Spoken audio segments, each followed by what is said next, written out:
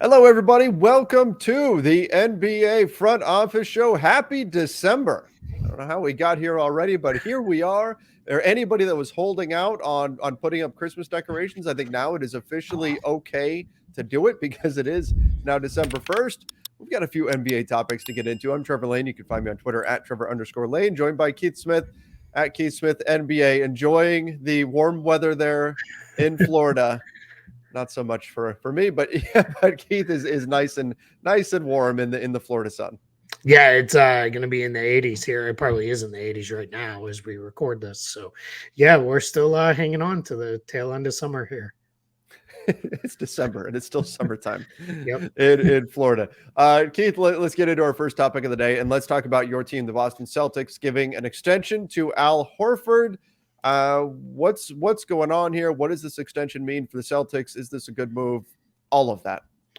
Yeah, so Horford was in the final year of his contract, that 4-year, $109 million deal he signed with Philadelphia in 2019. Obviously, 1 year with Philly, traded to Oklahoma City, played a half a season before they shut him down.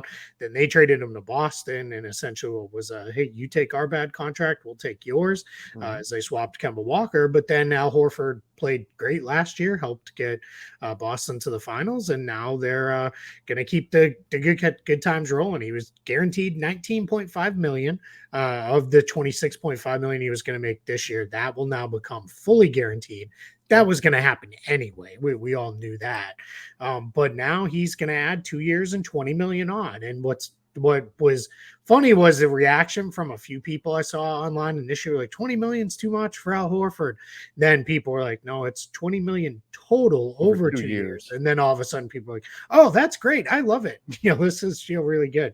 And that I think is kind of the right approach to take with this. It's less than the MLE. It's exactly. 10 million a year for him. So I think this is a really good, solid deal for Horford and the Celtics. I think they get to keep a guy who he's still going to be worth 10 million for the next 2 seasons after this one.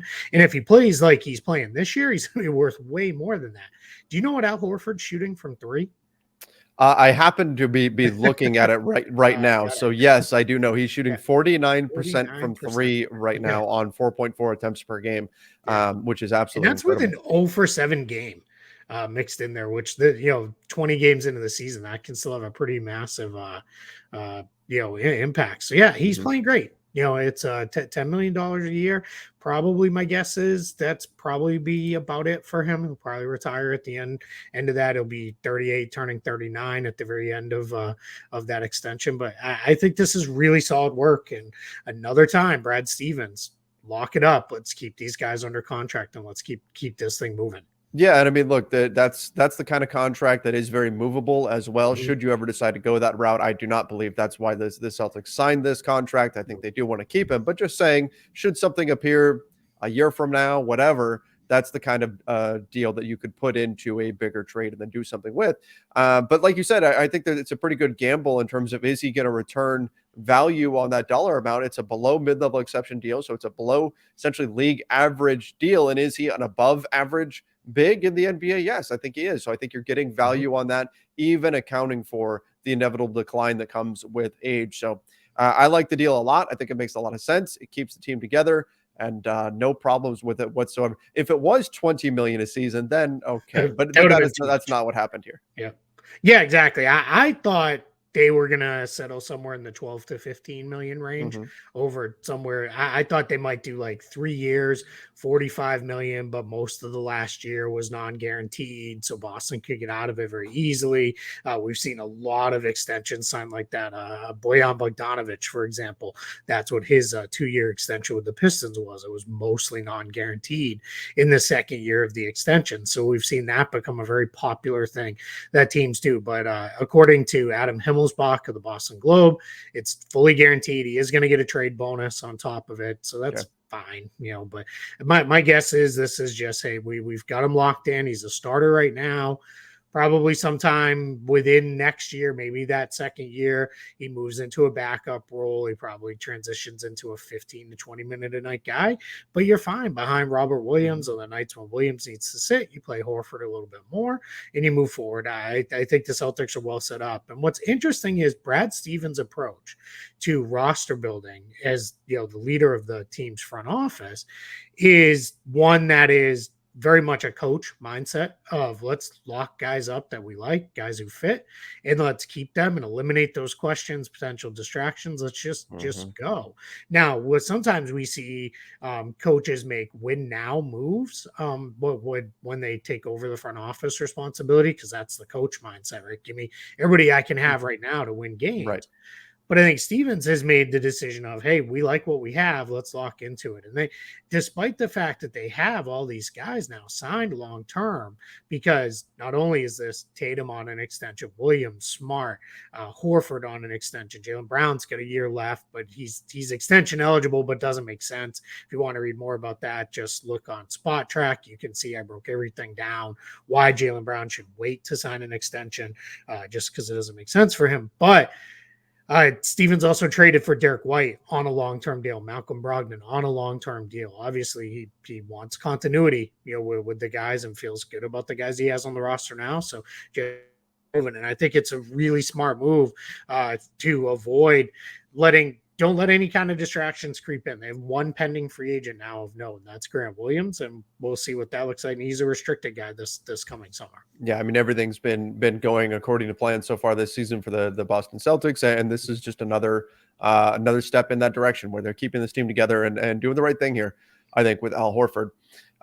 Let's jump over to a former Celtic and now a former Laker as well. The Lakers waived Matt Ryan. Before we get into the logistics of the move, did you have a problem with the timing of this, that it came out, it dropped? It was a little Frank Vogel-esque. It dropped it right after a big win for the Lakers over the Blazers, feel good moment. And then they announced that they waived Matt. I don't even know if he was out of the locker room when this came out.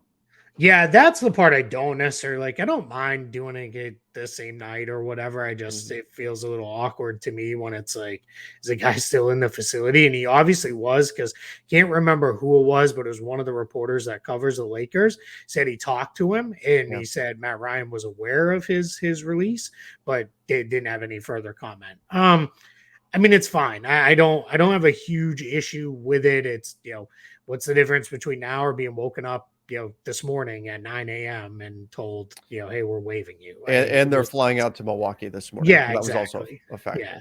Now, I would question is, do you have a plan for this roster spot today, tomorrow? Because, I mean, I get it. You're going to save a little bit of money here because you bounce them and saves you some money, and they're in the tax. So I understand all those, you know, ramifications behind it. But just given their injury history, I don't know that I'd really want to be sitting on an open roster spot right now. And you've got a couple other wings that are out, Troy Brown and Lonnie Walker. I know those aren't considered to be long-term things, but yeah, but overall, no problem with it. I could kind of see the writing on the wall. He had that fun start with the Lakers where he, you know, hit some shots a couple games in, and then, you know, he's basically disappeared to the, you know, absolute depths of the rotation. So, and you've got your two-way guys if you really need to pull people up. Right. And when I'm looking at this, people are quick to say, oh, why did the Lakers announce this? Well, they didn't. Shams did. Yeah. The question becomes then, how did Shams get that in? Was it from the Lakers? If that's the case, then there's plenty of blame to go there. But was it from an agent? Was it from someone else? You know, like that's, you know, the Lakers didn't officially announce that he was being waived. It came out from Shams Charania. And that's similar to what happened with Frank Vogel. The Lakers just won a game. They finally felt good to finish the season. And then he gets asked the question in the presser about being let go. And then he has to deal with that situation. Was not a good look. But again, that wasn't the Lakers announcing that. Maybe it did come from within the Lakers, but we don't know that for sure. So that's a distinction to make there. Other than that, they're heading off on a road trip, a 6-game road trip. But the word was that what the reason why they're doing this is so they can start exploring trades on December 15th. I kind of see what you're saying, though. Like, is it that important that you not bring him on this road trip and not make him travel with the team, that you are going to leave yourself potentially a little bit thin if you do have injuries? I don't know if that's necessarily the right decision. You would be paying that salary for the entire time. You would also be incurring the luxury tax penalties on that salary for the entire time as well. But to me, if you're the Lakers and you're one of the most valuable sports franchises in the world, that shouldn't be a factor in your decision making. It should be, can this player help the team or not? Is this someone we might actually need to put into a game? Maybe the answer is still no. And the answer was just, you know what, we're going to play Max Christie ahead of him. We're going to play Juan Toscano Anderson ahead of him, whoever else. Yeah. Although these other guys that are kind of deep on the bench are going to get minutes anyway. So we just really don't have a spot for him. That could be a factor. It could be trying to give him more time to find a new destination. That could be a factor as well. But bottom line, it sounds like the Lakers are going to leave this spot open and then try to do something as of December 15th.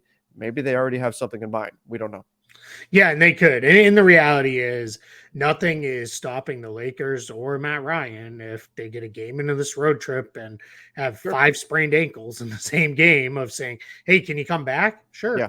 I mean, there's, nothing stops you from doing that. So that part is a little, it is a little odd, that you do it now. I mean, I would have totally got it if this was like December 12th or 13th. And I was like, I want to have the roster spot clear. We want them to clear waivers by the time, we're ready to make a move or something like that. But yeah, because I instantly saw, right, anytime a team opens a roster spot, the speculation immediately goes, oh, is a trade coming? Are we signing somebody? What are we doing? I don't think it's anything like that. I think it's just, we're not going to play him. Let's save some money and, keep it, keep things moving. Maybe he's just a really bad traveler. Maybe. Yeah. he's just a terrible traveling companion. And the team was just like, you know what? We don't want to deal with it. Maybe he's like a great card player and he's taking everybody else's money. And they're like, oh, we can't have this. We can't have the guys on this long, flight losing all their money to Matt Ryan and being like, oh, all right, I guess we're all out of luck. And I misspoke. I should have, and I appreciate you, for being a nice guy not correcting me. I forgot Cole Swider is still hurt, so he's not ready to play yet. So but that's the other thing, right? It would make sense, right? If it was like, oh, you've kind of got the same thing as on a 2-way contract as a shooter there. But yeah, my guess is Matt Ryan probably pops back to the Lakers G League team, and that's where they go from here. But we'll see. Is it a bad sign though for Matt Ryan if a team like the Lakers that needs shooting so badly is waiving him? Like is that just a bad sign for the Lakers decision making? I don't know. Yeah, I mean, could be either way. I mean, clearly they couldn't find a way to get him on the floor, and sometimes if all you can do is shoot, and teams don't trust you to defend or hold your own or do anything else, that can be tough. To you better shoot it at an absolute elite level if you're going to play, and if he isn't, then he isn't, and it is what it is. All right, some good news now confirmed. Khris Middleton will be back tomorrow, just in time to take on my Lakers. I would imagine they're going to ease him back into the rotation, but this is big for the Milwaukee Bucks to get him back. We discussed it a little bit yesterday, but now we've got confirmation he will indeed make his season debut tomorrow against the Lakers. Great to see the Bucks get back to full strength, and then or at least pretty close to it, and then they can kind of go from there and develop a bit of a rhythm and work him back in. I also, not to disparage my Lakers at all, but this is also probably a kind of game where they can afford to ease him into the rotation and be just fine and not have to throw him right into the deep end and say, it's not like it's Christmas Day against the Celtics and Khris Middleton's making his debut and he's tasked with, defending Jason Tatum all game or something like that, or making some big plays down the stretch. This is a game where I think the Bucks will be just fine with or without Khris Middleton. And then that gives him the opportunity to come in, just get his legs under him, get the reps in, and then go from there. Yeah, exactly. My guess is it's probably going to be 20, 25 minutes a night, probably for the first week or so for Khris Middleton. And then eventually he'll ramp back up into his normal, 30 plus minutes, and we'll see him. My guess is it's kind of with the idea for the Bucks is, hey, let's try to get him up to full strength by the time we hit the holidays, first of the year. He's playing his full load, and we go from there.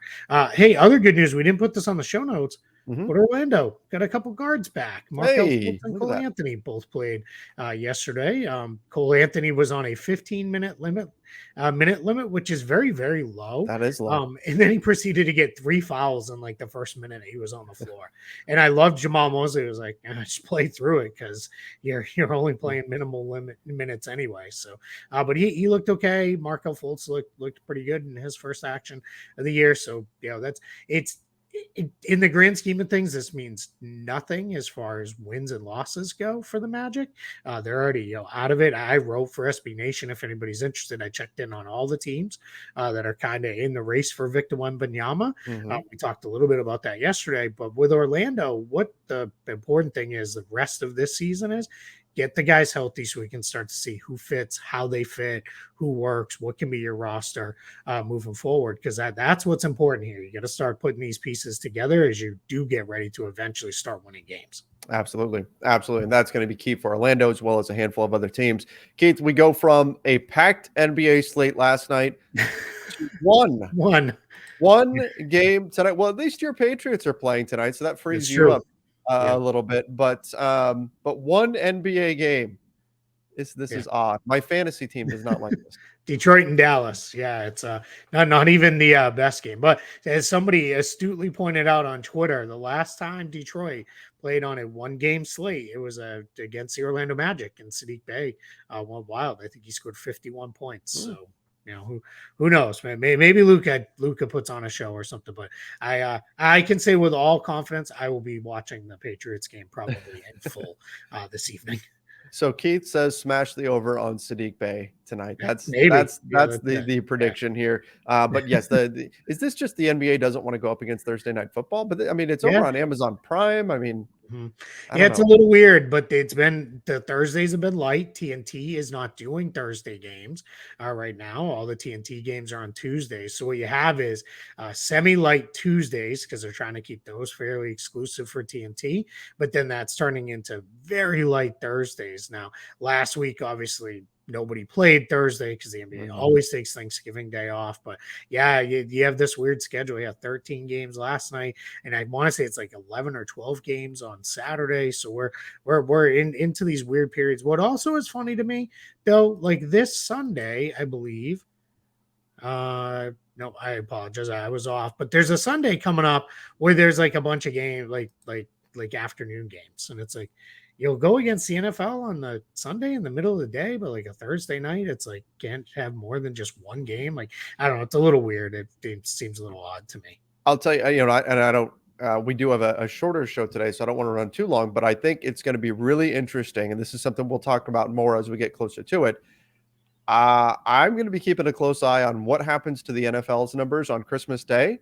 Does the NFL go, we kind of like this playing on Christmas thing and not just ceding the day to the NBA. I think the NBA needs to be a little bit concerned about that potentially happening.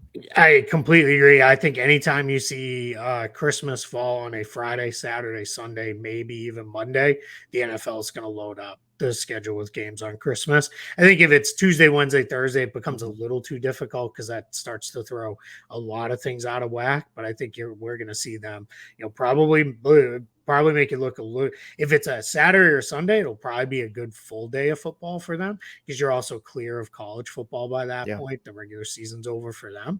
But if it's a Friday or a Monday, I wouldn't be surprised if we see them do like what they do on Thanksgiving, where they do the triple header, 3 games, and then then the NBA's got some competition on today that has been for years and years and years almost to themselves. It used to be the NFL only really played once every 5, 6, 7 years when it would fall on a weekend day. So little interesting there. Last thing, just schedule note.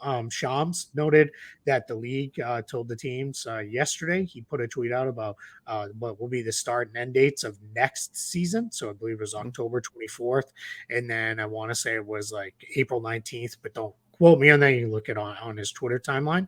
But he also said teams will initially be scheduled 80 games because if in assuming the not playing, but an in-season tournament is approved, there'll be only 80 games scheduled, and then everything will be made up from there after those are scheduled out. So we'll see what that looks like. But just more changes coming to the NBA calendar. Just for clarification, yes, the October 24th is indeed the start date. April 14th would be the ending of this, which is pretty normal. Basically, right. That's not a surprise. But that 80 game with the in-season tournament will be interesting to keep an eye on. All right, that wraps things up for today. Make sure you are subscribing to the NBA Front Office Show over on our YouTube channel. Of course, don't forget to follow us on Apple Podcasts, Spotify, wherever it is that you listen to podcasts. Till next time, everybody. See ya and stay safe.